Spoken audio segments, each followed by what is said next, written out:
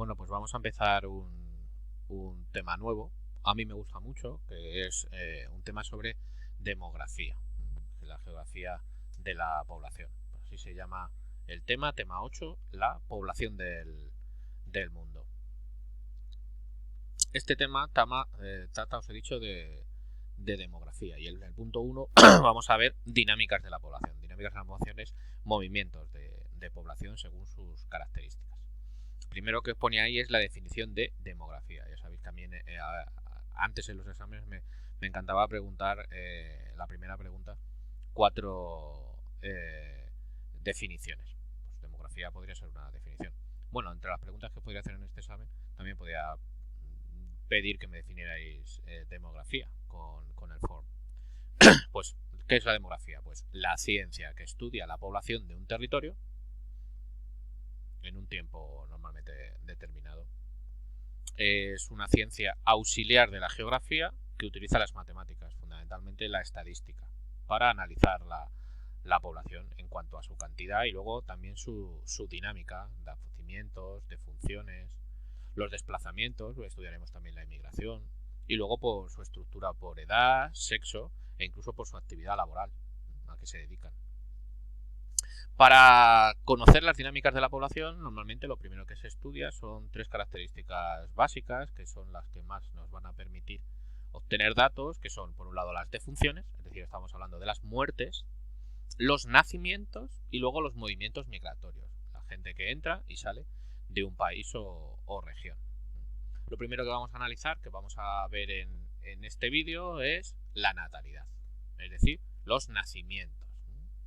La natalidad es el número de nacimientos habidos en un territorio. El territorio puede ser un municipio, puede ser una provincia, puede ser un país, puede ser un continente o incluso a nivel mundial, ¿vale? Habidos en un territorio a lo largo de un periodo de tiempo. En general se suelen estudiar en un año natural, de 1 de enero a 31 de diciembre. Para poder evaluar si esa cifra de nacimientos, que esos serían los nacimientos totales, es alta o baja, se utiliza lo que se llama la tasa bruta de natalidad. Esto nos permite sobre todo hacer comparaciones entre regiones de un mismo país, o comparaciones entre países, o comparaciones entre continentes. ¿Cómo obtenemos la tasa de natalidad? Pues eso lo tenéis aquí. A ver si lo vemos. Hoy que voy a encontrar aquí en vuestro libro. Esa es la fórmula para obtener la tasa bruta de natalidad. ¿Cómo se calcula? Os voy a mandar la semana que viene ejercicios sobre esto, ¿vale? La tasa bruta de natalidad se calcula. Pues coges el número de nacimientos, los niños que han nacido en un lugar en un año determinado, el número total de esos niños, y lo divides por el número total de habitantes. Pues pongamos, en España el año pasado nacieron 300.000 niños. Y se divide eso entre el número total de españoles, 47 millones. El resultado de la división luego lo multiplicamos por 1000 y nos sale la tasa bruta de natalidad. En España creo que estamos rondando el 6-7 por 1000 de tasa bruta de natalidad, ¿vale? Los tantos por 1000, como os pone en el libro, es como la fórmula del porcentaje, la barrita con los 2 circulitos, que sería el porcentaje, pues le añades al de abajo un circulito. Entonces eso ya se dice tantos por 1000. Se expresa en tantos por 1000, que es lo que tenéis en el libro en el paréntesis. Hoy día la tasa bruta de natalidad en el mundo, la tasa media de los países del mundo es del 20 por 1000.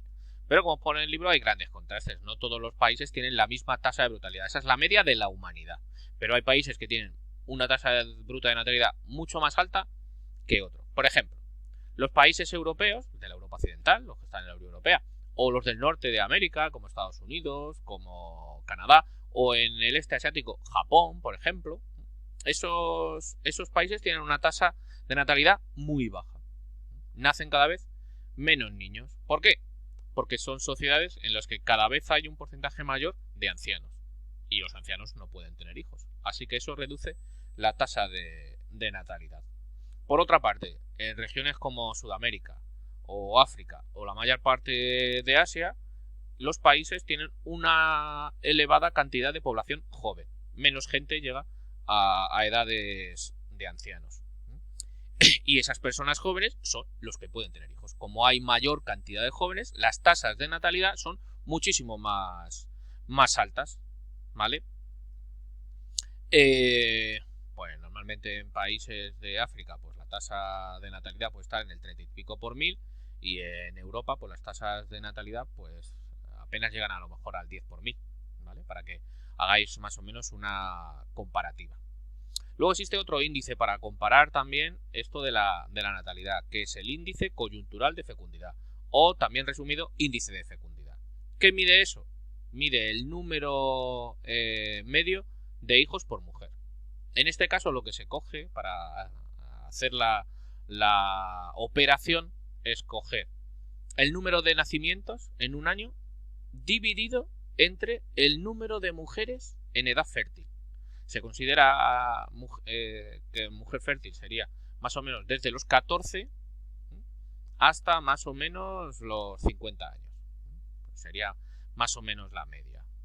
Pues se divide el número de niños por el número de mujeres en edad fértil y te sale una media de cuántos niños por mujer hay en un país. Pues aquí en España creo recordar que andábamos por el más o menos 1,3 niños por mujer. Decís, 1,3, joder, que solo sale un brazo.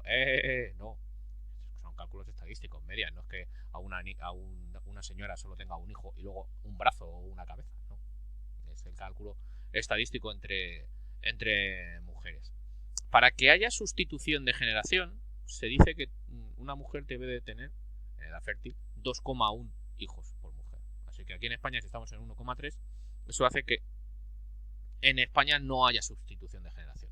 Si no tenemos inmigración, si no viene gente de fuera, difícilmente vamos a mantener el nivel de población. Iríamos perdiendo población. Lo que hace que España aumente últimamente la población es la llegada de inmigrantes. Factores que intervienen en la natalidad. Esto es que hace que en unos países haya más natalidad y en otros menos. Pues hay diferentes factores, causas de este cambio de la natalidad. Por ejemplo, factores económicos. Ahora en crisis, que vamos a entrar en una crisis profunda, los padres van a tener, si ellos tienen dificultades para llegar a fin de mes, para poder dar de comer a sí mismos, ¿creéis que van a tener ganas de tener un hijo para que todavía aumentar los gastos? No. Cuando hay bonanza económica, cuando sí se puede meter dinero en casa y se pueden alimentar tranquilamente a tus hijos, pues es más fácil tener hijos que en circunstancias de crisis económica donde a duras penas puedes mantenerte a ti mismo. Pues eso es un factor fundamental, es una causa fundamental para tener hijos o no, dentro de los factores económicos. Como os pone ahí, la natalidad disminuye en crisis económicas mientras aumenta en momentos de bonanza económica. Era más fácil tener hijos hasta antes del COVID que a partir de lo del COVID, ¿vale? Por otra parte, la natalidad suele ser alta en las zonas rurales. ¿Por qué? Porque muchas veces los padres utilizan a sus hijos para trabajar en las labores del campo. Necesitan ayuda, entonces tienen hijos para que les ayuden. Además, en el campo la formación, la cultura suele ser menor que en las zonas de las ciudades y tienen menos acceso a los medios de interrupción de un embarazo o de evitar ese embarazo. Sin embargo, además en el campo la gente se casa antes normalmente que en las ciudades.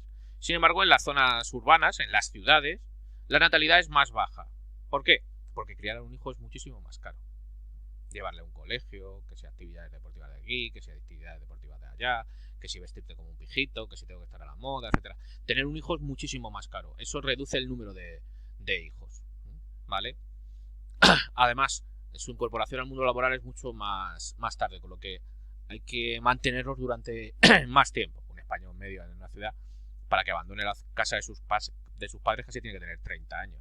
En el campo, a lo mejor con 20, 22 años ya se han ido de casa. Luego también están los factores culturales, causas culturales. El que cuanta más cultura tienes, menos hijos tienes, normalmente. Cuanta más cultura, menos. Esto es fácilmente entendible. Si tienes cultura, utilizas mejor los métodos anticonceptivos.